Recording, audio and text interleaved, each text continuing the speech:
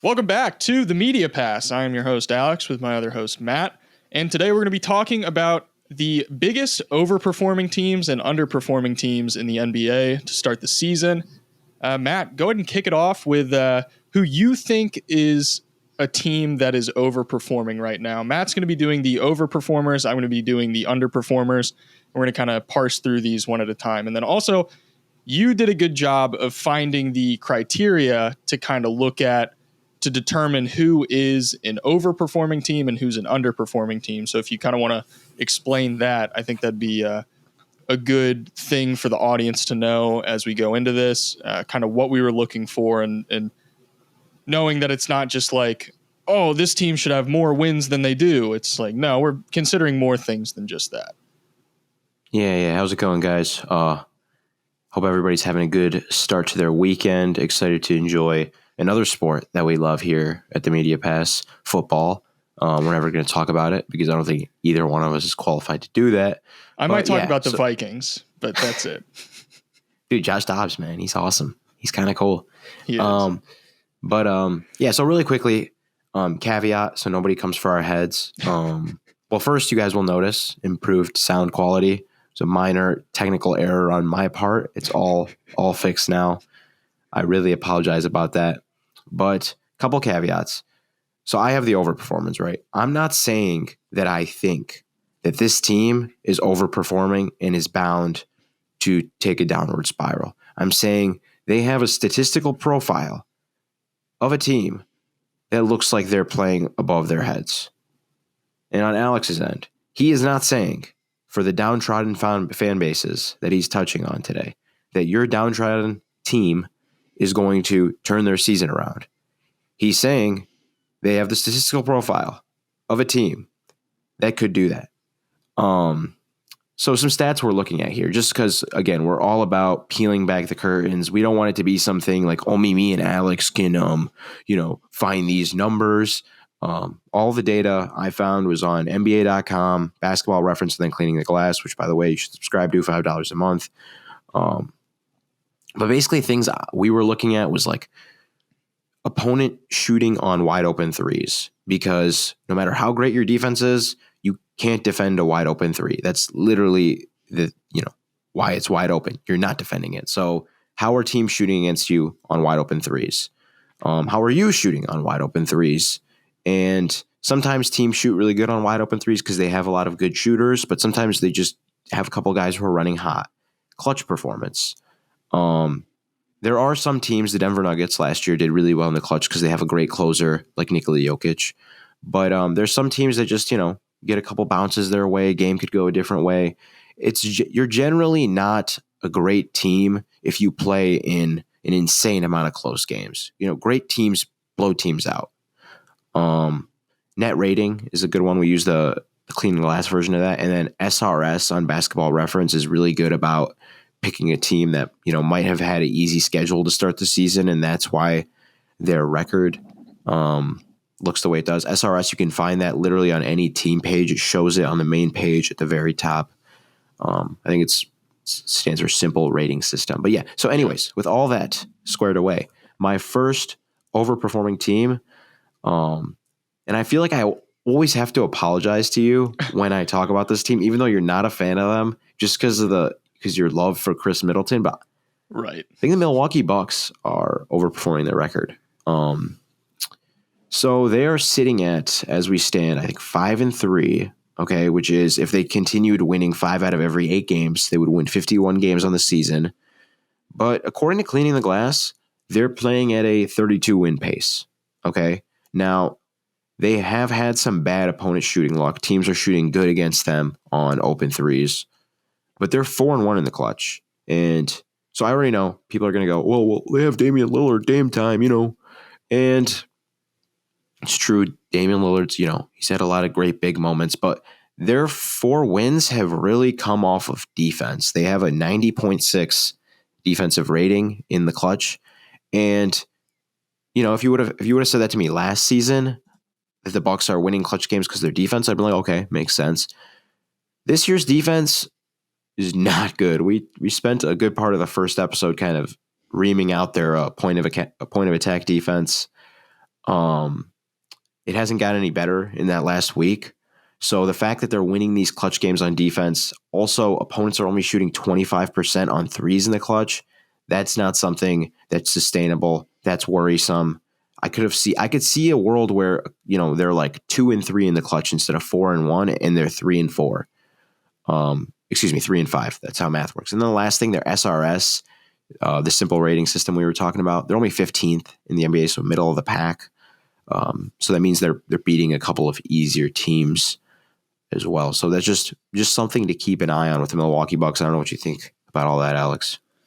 Yeah, it's all of this checks out to me. It's like their wins that they've gotten. It's like if you tuned into any Bucks game, there's been very few instances where it's been like, oh, okay, like this is just a blowout. Like they've had to fight for their wins. And like you said earlier on in the podcast, it's like the great teams blow teams out. And then like the good to mediocre teams, those are the ones that have to scratch and claw for every victory. And like the Bucks right now, especially if you watch the game last night when they played the Pacers, they had to scratch and claw in that game. And the Pacers ended up dropping 126 points. The Bucks lost by 2. It's like this is not a team that is comfortable with their identity right now. They're not really in a position where like they have a plan and they're sticking to it, and like they live with it if it works and they live with it if it doesn't. It's like, no, nothing is working right now. And like Giannis finished with 57 points last night, 54 points, something like that. He was a monster. It was ridiculous. And they lost. They lost by 2. They still ended up giving up 126 points. And it's like, this is a team that built its identity on defense. And then last night they give up 126 points and they lose by 2. It's like, okay, well, if the defense isn't there and the offense was supposed to be the thing that was going to really bolster them up as an elite team, and that hasn't happened, then it sounds to me like this is just a kind of a mediocre team that's outplaying its record right now. And that's not to say, like you said, that's not to say that they're not going to get better and they won't start to kind of figure things out as the season goes on. Granted, I don't think that covers up some of the problems with the roster construction as a whole, but they're definitely not in a position where you can say, okay, this team is going to be fine. It's like, this team is lucky that it is where it is right now. They're lucky that they've bought themselves or borrowed enough time by scraping together more wins than losses so far, because they should not be in the position that they are based on the performances that we've seen. Yeah. I should have done this earlier. You're going to love this. One aside about the clutch thing. Do you remember that OKC team with Chris Paul, Shea, Schroeder, Danilo, right? You remember they played like just an abhorrent amount of clutch games and they just had a really good clutch record. This is kind of like what we're talking about. Like, those are like that kind of good team. You're like a 4 seed in a good conference, 4 or 5 seed, whatever. Those are the kind of teams that, you could pull out a lot of good victories in the clutch when you have like a great clutch player like Chris Paul, but you're not usually. It's like there's like some joke, isn't it? Like great teams cover the spread, something like that. It's like a gambling it's maxim like a or betting whatever. saying or whatever. Yeah. Great teams cover the spread. Right now, the Bucks don't look like a great team to me. That's all. Yeah, I would agree with that, and I honestly think Bucks fans are probably with you on that too. So getting into our first underperformer, this one isn't really going to come as a surprise to most people. The Los Angeles Lakers. And it's not necessarily that I think they should be like this overwhelmingly elite team right now. But the level that they're playing at is really, really, really bad compared to what we saw last year. And given the fact that their roster really hasn't changed, like they brought in new personnel, but their core is pretty much the same. Like LeBron, AD, Austin Reeves, Rui, those are kind of like their guys. So they were a Western Conference Finals team, And then they're struggling significantly, despite the fact that last year their struggles kind of stemmed from injuries. LeBron was in and out of the lineup. AD had his, annual injury that kept him sidelined for X amount of time. And I think the big problem for them right now is they're another team that's having really, really, really bad shooting luck from the perimeter. If you look at their rim defense, they're still a very solid defensive team at the rim. They really shouldn't be as bad as they have been. Austin Reeves is another guy. If you want to pin the blame on somebody, he's playing abnormally bad, especially relative to what we saw last year. I have a suspicion that he's kind of just off to a slow start. He's shooting 41% from the field. He's sub 30% from three.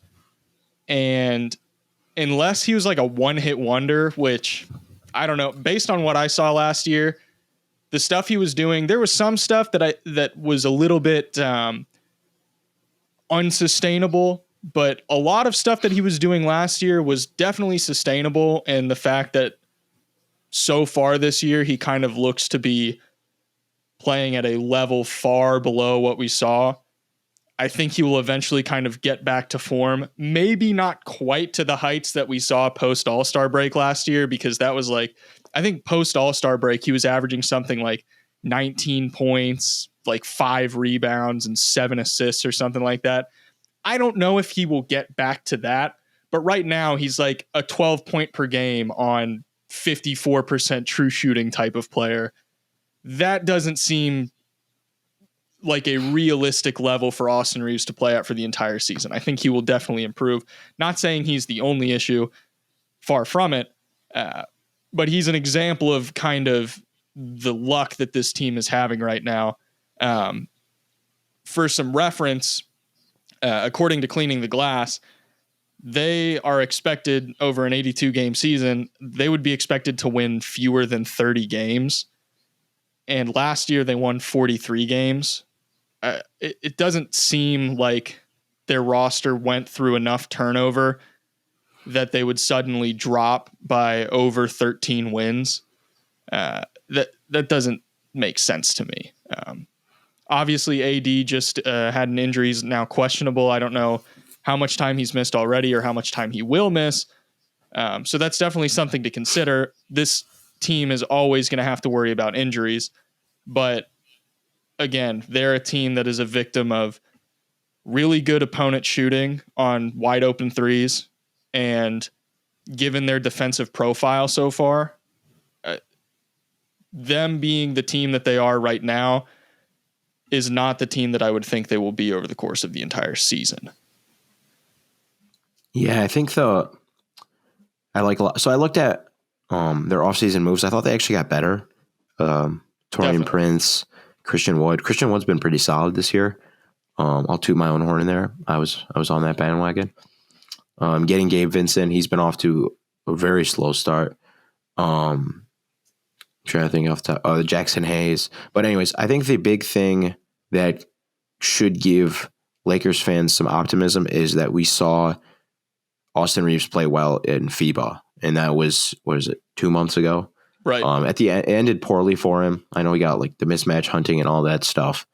But we saw him play pretty good there. So I don't really think that, I know he was, so I remember last year I looked at his 3-point shooting in college, and I think he did have a pretty abnormal 3-point shooting last year, so I could see that regressing a little bit. But other than that, the things about his game, those translate, the feel, the ball handling, the passing, the ability to play on and off the ball.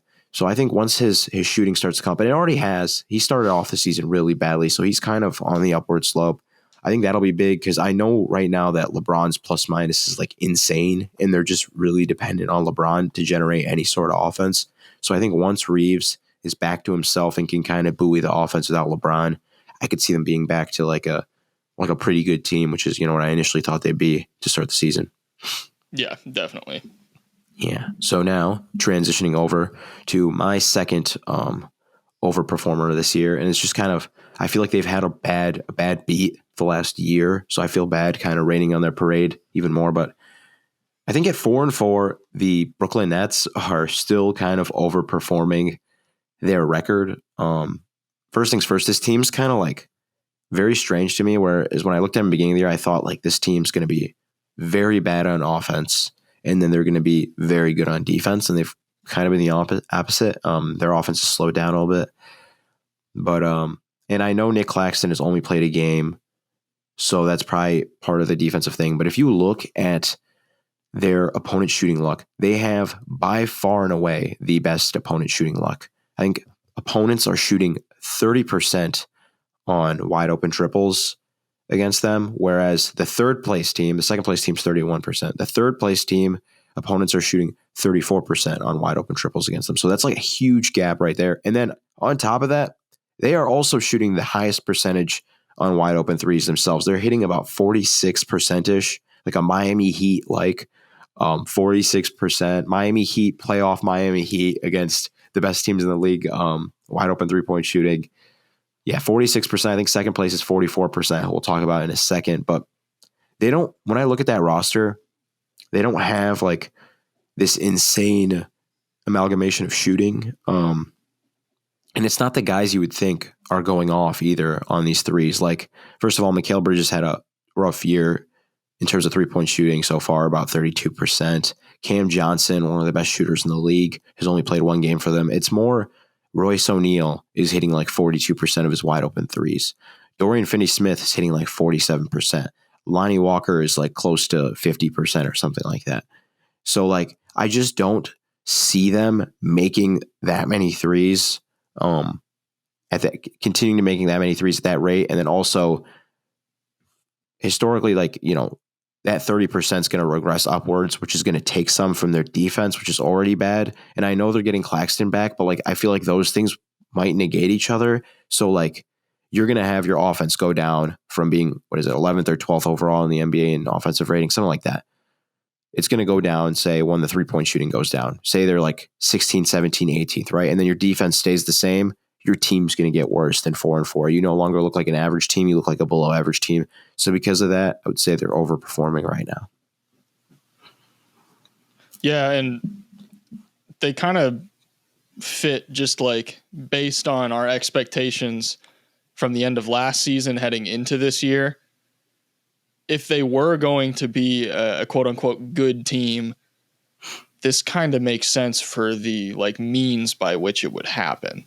Like it would just be opponent shooting luck, them having, a hot start to the season, but really like this team, my cat is losing his mind at the blinds right now. I'm going to have to kick him out. They make sense that this is how things have gone for them. I think eventually they have the potential to be a real good team, so to speak. But this year is not the year that I would be like, oh, the Nets, like, yeah, they're going to be a comfortably a playoff team, like one of the better teams in the East. I'm like, no, they're kind of just off to a hot start, and they're more than likely, I'd say at best, going to be a play-in team. But there's a lot of other teams in the East that I'm going to put my cards on before I put them on Brooklyn. Oh yeah, for sure. They're the prime candidate. Like if they had somebody, this is the last. I swear this is the last time I'll throw shade. But if they had somebody who is as good on offense as people think Cam Johnson is. I mean Cam Thomas. As people think Cam Thomas is. I'm trying to diss the guy, and I can't even say it the right way. But if they had somebody like that who could just consistently create for them and score, like Dame would have been perfect, honestly, for this team. If they can get somebody like that with all of like the wings and the size they have and the versatility, they could be very, very good. But right now, I don't see that with this current iteration of the roster. Yeah. So as far as the underperformers go, the second team that I have, I'm trying to decide which one I want to lead with. Let's go with the Charlotte Hornets. The The Hornets are 2-5, and this may come as a surprise because I know a lot of people are kind of just on the whole like Charlotte's bad, like they've been bad, they will be bad, they're always going to be bad. And I was looking at it, and I didn't expect them to be a team that I labeled as an underperformer. Now, granted, they don't have a bad team on paper. Like they have players.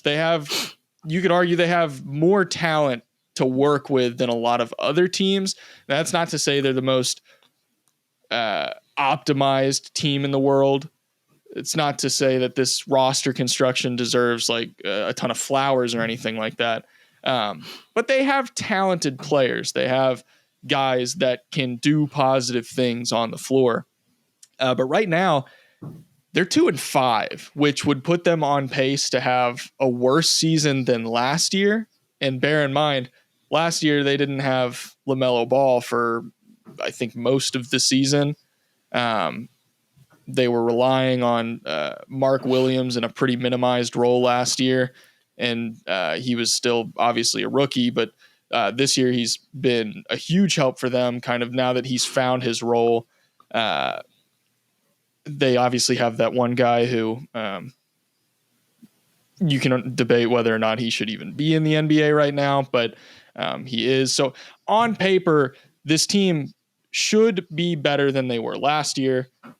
Brandon Miller started off the season very good. He's kind of cooled off a little bit. But yeah, they should not be worse than they were last year. And a big factor, this is another team where you can look at shooting luck as a big problem for them. They're clocking the third worst 3-point percentage in the NBA. This is overall. This is not just on wide open. They're clocking the third worst 3-point percentage in the NBA at 30.8%. But they, as a team, are shooting 34% on wide open threes, which like 34% you may hear and be like, that's not good, but that's not great. But this is on wide open threes. It should not be that low. So they're just missing a lot of open shots right now.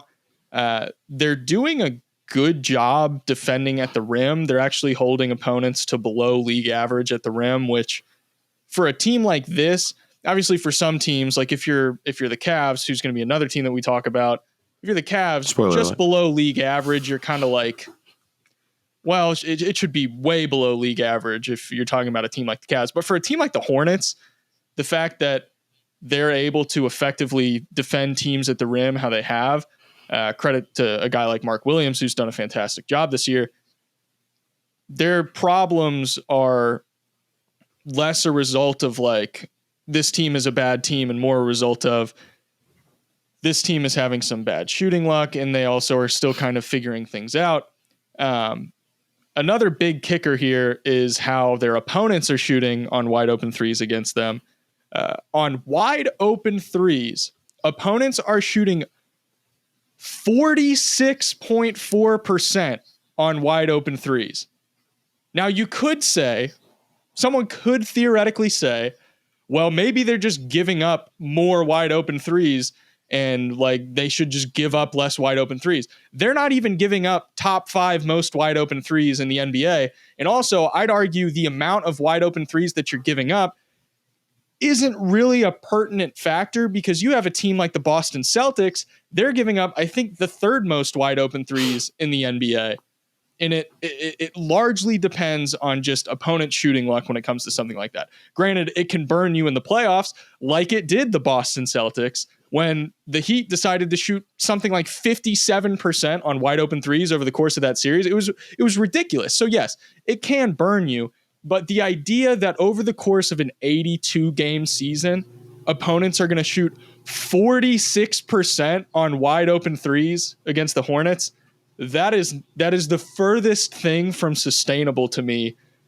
And when you look at their statistical profile and how they've played as a team, once that number cools off, I'm not saying the Hornets are going to be a great team, but they're not going to be a 23-win team like they were last year. They might be a 34 or a 35-win team, but they're not going to be a 23-win team.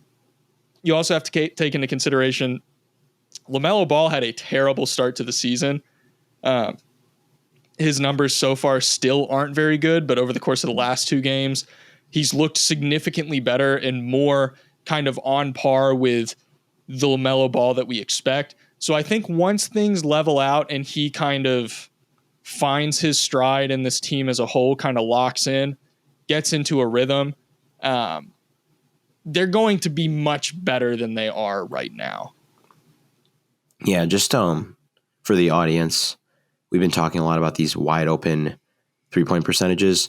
I believe the league average on those is about 38-ish%. So like for a team to shoot 8 percentage points higher, that's very atypical. It's insane. That's very atypical. I want to say that. So like, again, what me and Alex want to do here is make you guys like more equipped to, interpret things yourselves. Right. So when you're doing this on your own, right, say you revisit this exercise in like 3-4 weeks. Okay. And we talked about, we'll say the Brooklyn Nets shot 46% of wide open threes, right? So the average is about 38%. And you look at Brooklyn Nets, like, okay, they're shooting 8% points higher than the average. That doesn't automatically mean that that's something that's not sustainable. Then you look at the personnel and you're like, okay, is this sustainable? Who's doing this? Right. And that's kind of what me and Alex are doing here is like, we're looking at the numbers and then we're trying to add context to it and say, okay, how is this happening? And like with a team like the Charlotte, when it comes to opponent wide open 3-point percentage, that has nothing to do with personnel though. That's just bad luck. You know what I mean? Yeah. Like you could say like you're giving up the threes to the wrong guys, but like in the regular season, it's just plain old bad luck. So just some context for those at home listening or at work, neglecting their duties or on the road, just trying to enjoy a drive. Right. So for my last overperformer, and this one actually kills me. I wrote about him this week. I'm very bullish on them. I love watching them. I think they can be very feisty in a playoff series, but they are overperforming their record, at least mathematically speaking. The Dallas Mavericks. They currently sit, as we're recording, at 6-2, so they're winning 75% of their games. If that were to continue, they'd be at a 62 win pace. And if you just look at NBA history, like teams that win 60 games in a season are like legit championship contenders. Juggernauts. Yeah. So the Dallas Mavericks, not the Dallas Mavericks. The Denver Nuggets won how many games last year? What was it, like 55? I'm going to do it quick. 56, 54, 55. That quick. Range sounds right. Yeah, whatever. It's not that important. I Googled the wrong team, so we're not going to find out. But according to Cleaning the Glass's like point differential metric, they're at like a 52 win pace based on their point differential. So that's like 10 wins below the current pace they're operating at. They have not won a game this season that was not in the clutch. All 6 of their wins have been clutch wins. And I do think Luka Doncic has that Nikola Jokic closer in him. But like we said, 60 win teams are great teams. Great teams blow other teams out. They don't win every single game in the clutch. The Mavericks also have the second highest wide open 3-point percentage for their players. So they're right behind the Brooklyn Nets. They're at 44.3%.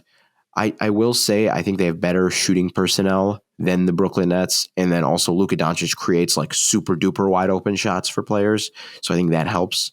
But I foresee that going down maybe to like 41, 42% as the season continues.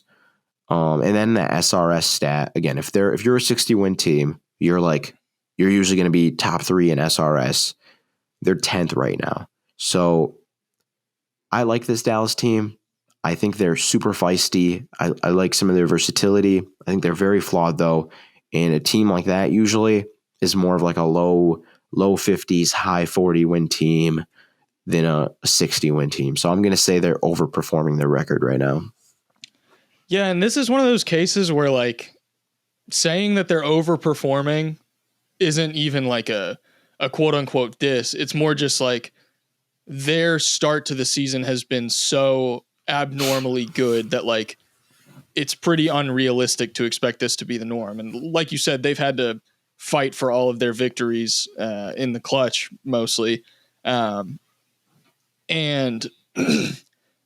they I've kind of thought this even before the season, I was a big fan of their offseason upgrades. Mm-hmm. I think personnel wise, they addressed a lot of the concerns that they had last year. Obviously, Derek Lively's been a pretty big revelation for them.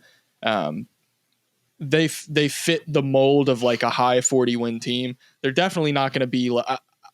I don't want to say definitely. I don't think they're going to be kind of that like low end play-in team, kind of like how they were flirting with last year. Mm-hmm. I think they're just too good of a team. And like you said, their wide open 3-point percentage right now, while it's maybe not sustainable and it will still probably drop, I think their personnel is good enough to keep that at a higher level relative to the rest of the league over the course of the entire season.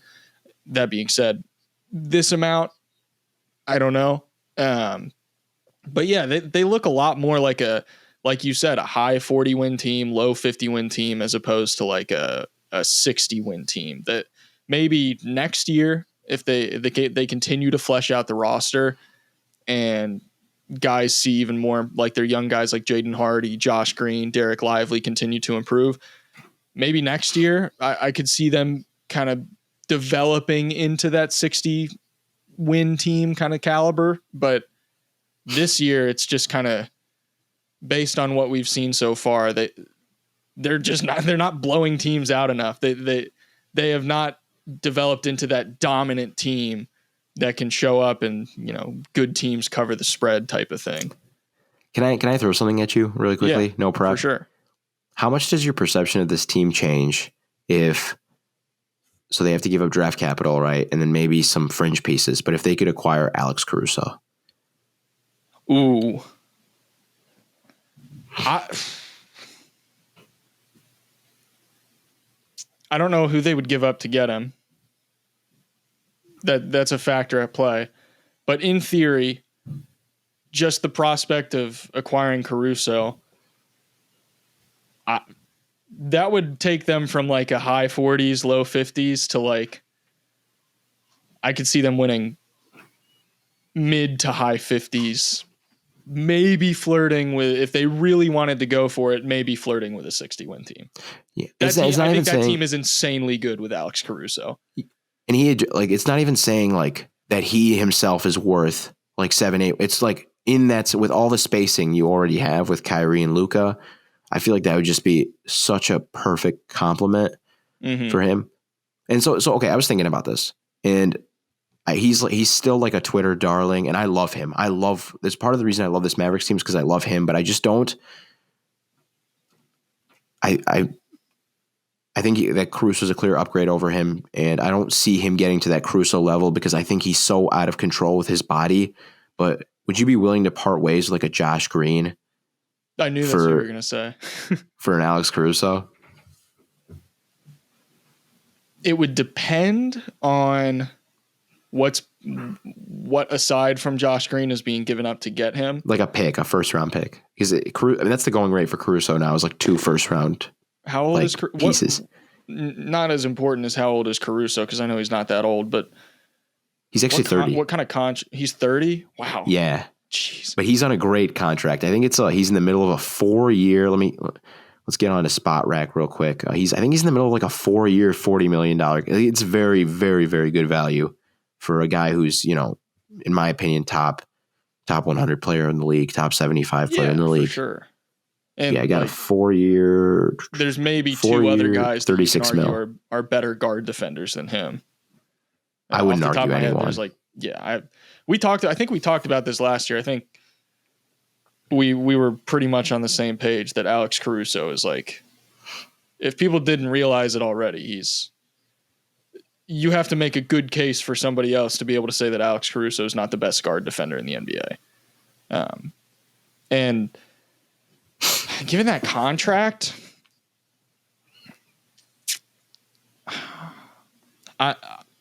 I'm with you in the fact that Josh Green has kind of, like you said, last year it was like he was a Twitter darling. Everyone liked to post Josh Green making jump passes and like flying around for offensive rebounds. And it was fun. He's still a very fun player. Yeah. But also I think his flaws have become more apparent, especially now that the Mavericks seemed a lot more like a measured team that kind of plays a very methodical style of basketball. I don't know if conservative is the right word, but like very fleshed out and like thorough kind of basketball. Josh Green doesn't necessarily, and I'm not saying this is inherently a bad thing, but Josh Green kind of doesn't really fit that. And I'm not saying he can't be a positive contributor for the Mavericks team, but if you were in a situation where you're like, hey, let's make an upgrade. Alex Caruso's available. Let's go for it. To me, Josh Green's kind of the odd man out. And that's not, I mean, the Bulls getting Josh Green, I think that the Bulls would be thrilled.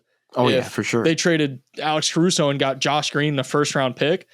They're very pleased with that because Josh Green I still think he's going to be a good player. But if you're talking about the timeline for the Mavericks right now, if their choice is between waiting for Josh Green to develop, which might take another year or two to where he's like I don't want to say not a liability, but like a consistent, that's the big thing with young players is consistency. It's all about, can they be good, not just high highs and then very low lows? Like, can they just be at least a middle level of positivity consistently over the course of a season through a playoff series? I think they would probably rather have the consistency of a guy like Alex Caruso. So that's a really good question, though. Thanks, man. I hadn't thought about Caruso. He's kind of popping up lately as like a trade target, isn't he? He needs like a rumor. So to take you guys behind the curtain, I was going to pitch to Alex next week. We do like the most tragic players in the NBA, like who's so like wasted in their current situation. It was basically going to be a memorial for Alex Caruso's tenure in Chicago. Because he could swing this whole like arms race. Honestly, like whoever gets him, like if like I saw something on Twitter like the other day, like the Kings need to trade. Like if the Kings got him, dude, that would completely change my vibe with the Kings. If the Nuggets got him, just don't even play the season. I'm not even joking. Like, don't even play it. Like, I feel like whoever gets him, and he's got to get, like, please, somebody's got to get him. If he gets got, like, it swings everything to me. Here's a fun one. What if the Timberwolves got him? Oh, my goodness. They'd be the greatest defense ever. If they didn't have to, as long as they didn't have to part ways with McDaniels or Gobert, which they wouldn't. But, yeah, they'd be the greatest defense. They do it like in a package for Cat. That's what I was thinking. Oh, now we're getting down a rabbit hole. The money matching would be a nightmare. Yeah, it'd have to be a multi-team deal. Oh, but if they could somehow make that work, that could resurrect the Bulls too. I think they'd be interested. That'd be crazy. I'm gonna have to hop in the trade machine after this episode. I hadn't thought about this. I've been like, there's a couple of things that I've thought about if the Timberwolves were to trade Cat. There's been a couple of things that have popped up, and I think closer to the trade deadline, we'll probably do something about that. Yeah. If it looks like the Wolves are going to try and trade Cat, but Caruso was not someone that had popped into my head. But I mean, a starting lineup of Conley, Caruso, and McDaniels and Gobert. Oh, goodness. That's insane. That's an insane team. Yeah. If their offense isn't ideal. Then you have Nas, my guy Nas Reed. Oh my gosh. Cat Light. That'd be a fun. I want to see that team. Yeah, I think he's going to be like the golden goose at the trade deadline. Oh yeah. Like the guy that every team is trying to get, especially with how the Bulls are. I mean, you talk about, I guess they're not really an underperformer or overperformer. They're perfectly performing. Yeah, this is what I expected. They're 3-6 right now, which is unfortunate for them. But yeah, I didn't really expect them to do a whole lot of anything this year. But we were talking about the Mavericks, right? We got a little off track there. Yeah. Anything else on the Dallas Mavericks as far as being an overperformer so far? No, I think we're good. We're good now. All right. So the last team that we're going to talk about as far as the underperformers go is the Cleveland Cavaliers. And the Cavs, it's not that they're just like, they're another team where they haven't been awful, but they haven't been good either, especially when you're framing all of these within the context of what they did last season. The Cavs have been very bad. A big part of that to me, ignoring some of the stats that we've talked about throughout this episode, simple stuff like they haven't had Garland for half the season so far, and they were missing Jarrett Allen for a while. That definitely played a role in them starting off the season so sluggishly. To start so far through the season, their overall net rating is -3.5. But since Garland has returned, so the last 4 games, they're at a 0.7 net rating, which I'm not saying a 0.7 net rating is good. In the context of the league right now, it's not. But the idea that they're a negative team so far this season, but since Garland has returned, I think already he addresses some of the issues for them. And they go from looking like a quote unquote bad team to now they look more like a just average team or mediocre team. Gives me the impression that they're not going to be this bad. Another example of a team where they're defending really, really well at the rim, which is something you can control as a team. That's not just like a luck factor. Of course, they're a good defense at the rim. They're another team where they're giving up a high percentage of open threes. Teams are just knocking them down more. I forget exactly what the numbers were, but I believe they are having some bad shooting luck as far as a wide open 3-point shooting team. Even a guy like Jarrett Allen coming back is going to help them. Darius Garland being back, I think, was really the big thing because that half-court offense, I forget exactly what the numbers were, but I think their half-court offense was among the worst in the league over the course of like the first 4 games of the season. I actually have the numbers right here. And they're currently the 6th worst half-court offense at 89.5 points per 100 possessions in the half court. The league average, for some context, is 95.4 points per 100 possessions in the half court. So they're pretty significantly below league average. It's possible that sustains, but based on last year and the fact that this team didn't really undergo a ton of major changes as far as their personnel goes, I don't think they're going to be this bad of a half-court team. And if they are, I think they have a lot of other things going for them that can help minimize the impact of that. Goodness gracious, Wilson, chill out. For those listening on audio, my cat is just losing his mind at the window right now because I think I have a bird's nest out there. But as far as the half-court, talking about the half-court offense, last year they had a 99.8 offensive rating in the half-court. So they are not an 89 offensive rating half-court team. They just aren't, because I don't think they changed enough as a team. I actually think some aspects of their team got better. I believe Isaac Okoro has been pretty good this year, which has always been kind of like an X factor for them. It's like, is Isaac Okoro playing well? If the answer is no, might be why we're losing. If the answer is yes, that might be why we're staying in games, because he's actually knocking down his threes and stuff like that. We know he's a good defender. I think now that they're figuring out, okay, we have Garland back, Jarrett Allen is back, we can lock back into what we were doing. They still need to kind of understand what they're going to do as far as Evan Mobley not being a particularly great contributor on the offensive end. I don't really know how that's going to play out, and I think that's going to be a sticking point for them in the postseason.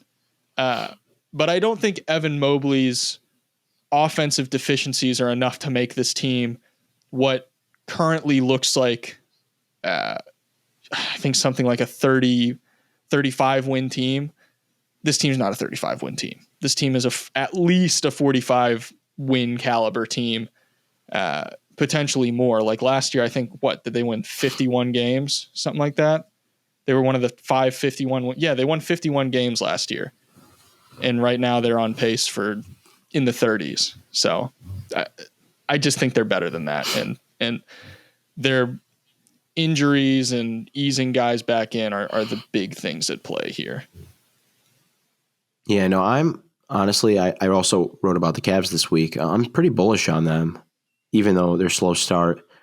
I like what they did this offseason, adding more shooting in Strus and Niang.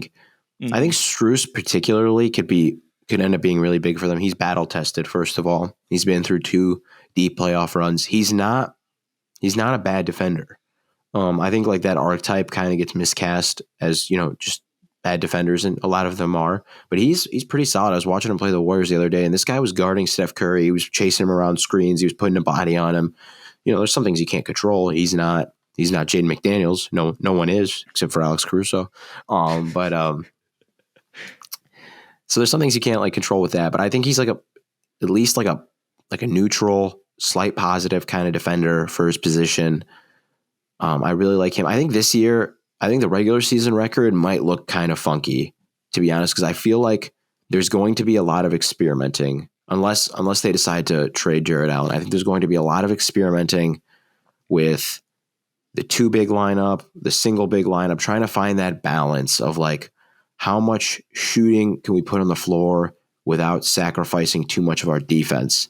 And I feel like they have enough talent to where they can find like a really, really nice blend of like, we have more shooting than we did last year. We're losing a little bit of defense, but our offense that we're gaining will make up for it and make us better than we were last year.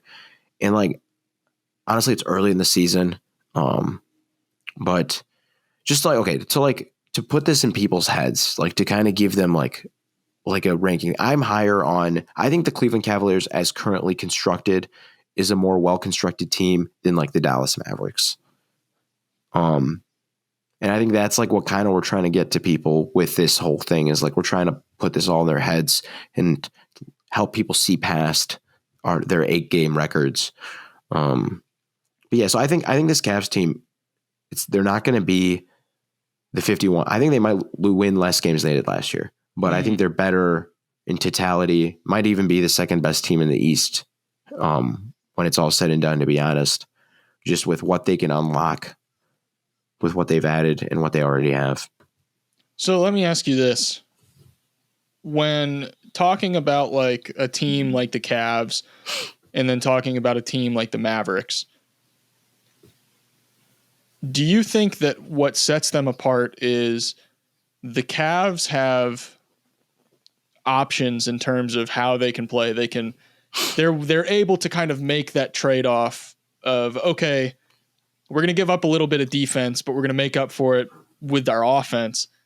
Or they can give up a little bit of their offense to really like double or triple down on their defense. They have that flexibility to make that trade-off, whereas the Mavericks are kind of, they don't necessarily have that flexibility.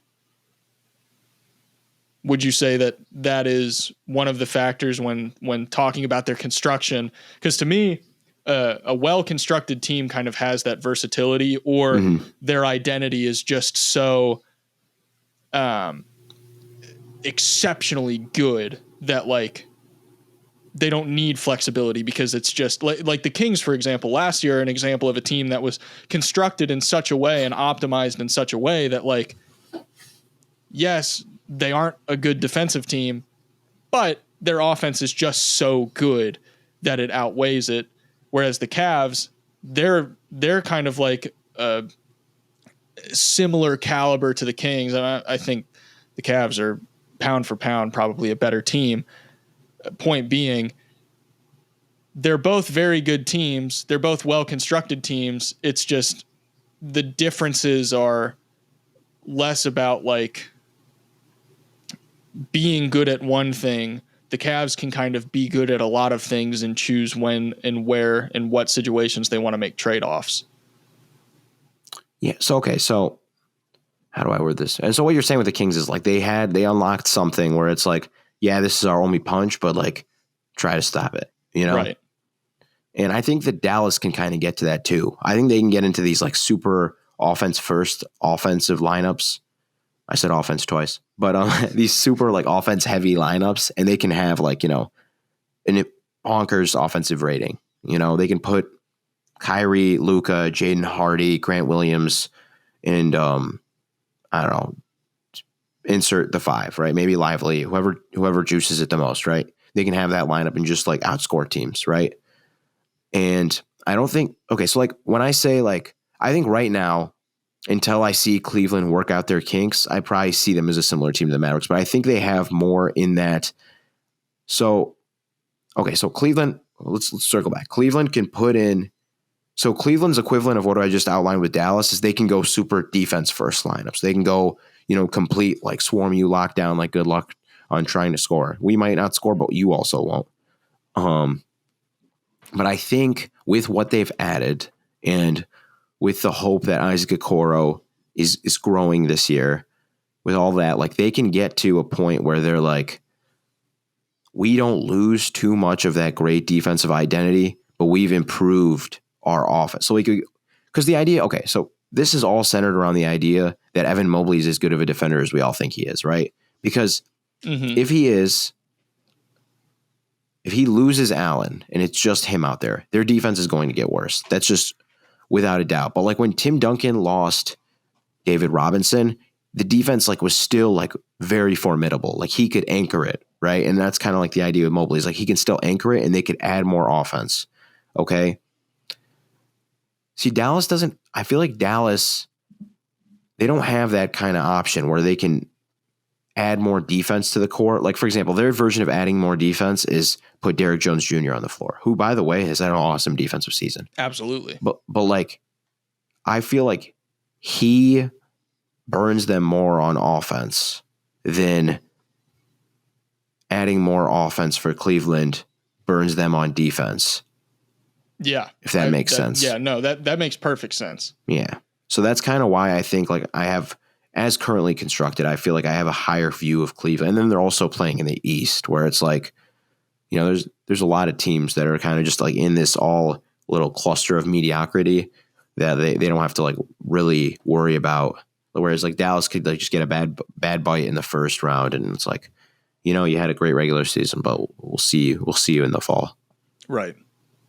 Yeah. I think that's, that makes a lot of sense. And, again, circling back to what we said at the beginning, we're not guaranteeing that these teams, this all could be the start of trends for these teams.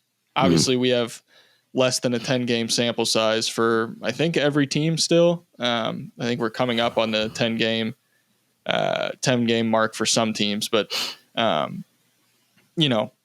there's a lot of season left, regardless of if we're calling them overperformers or underperformers. But again, like you said, we wanted to kind of peel back the curtain and provide some context for why these teams may be overperforming or underperforming instead of just being like, oh, this team's bad or, oh, this team's good. And that's just like end of story. It's like, well, there's probably a little more to it than that. It's always one of those things where like, if something is happening, you don't just acknowledge that it's happening. The sun rises every single day in the same spot and sets in the same side of the world every day. It's like, rise in the east and sets in the west. Okay, you can say that that's happening, but why is that happening? It's the same with basketball. You got to ask why it's happening. It's not, you can't just take everything at face value. There's always something deeper. And the reasons we outlined may not necessarily be 1000% accurate, but it's also definitely a factor. Like the things that we called luck are luck, like the wide open shooting thing. That's one that's always going to stick with me, especially after last playoffs, watching the Heat just become the greatest wide open 3-point shooting team ever to step foot on a basketball court. It's like every time now that a team is doing exceptionally well or exceptionally poorly, it's like, well, how are they shooting on wide open threes? Oh, they're shooting 57%. Weird. Okay, well, no wonder they're obliterating the Bucks right now. Of course. I think that's going to wrap it up for the second episode of the Media Pass. If you guys have made it this far, thank you for listening. Be sure to leave a 5-star rating on whatever podcast platform you're listening on. If you're on YouTube, leave a like, subscribe. Follow us so you never miss another one. Be sure to follow us both on Twitter at AlexHoops_ and at Mat Issa 15. Yes, sir. 15. Cool. I always get it. I can never remember if it's 14 or 15. I don't know where the 14 came from. But yeah, thank you guys for listening, and we'll see you next week.